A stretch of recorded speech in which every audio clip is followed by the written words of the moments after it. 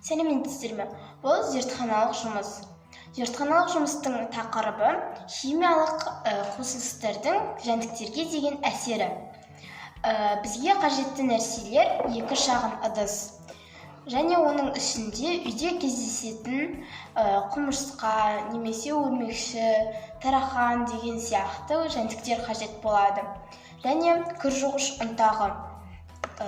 Мен үйде кездесетін өрмекшіні алдым. Мінекей. Және 2 ыдысқа екеуін бөлек салып қойдым. Бір ыдысқа ауа кіретін сынаулы тесік қалдырдым. Ал екіншісіне қалдырған жоқпын. Енді сынаулы тесік қалдырған ыдысыма порошокты салатын боламын.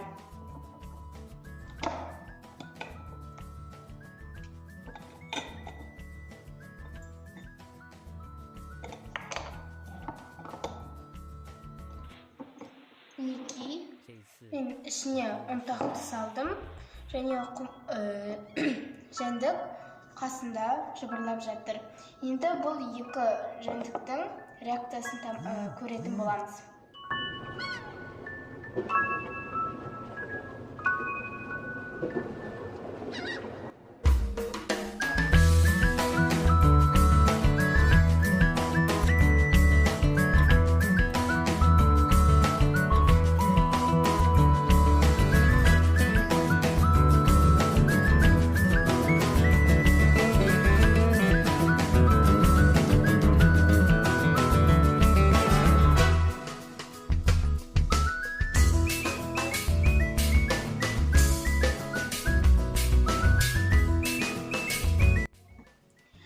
Қорытындылай келсек, біздің 2 жәндігіміз де өмір сүруін тоқтатты.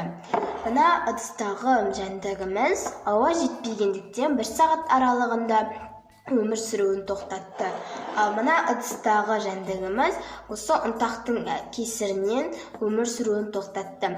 Себебі ұнтақтың бойында хлор, фосфор секілді улы қосылыстар бар. Ал енді біз күнделікті тұрғыда ауаны ластауымызбен және осындай улы қосылыстары бар ұнтақтарды қолдануымызбен осындай кішкентай жәндіктердің азаюына ықпал етудеміз.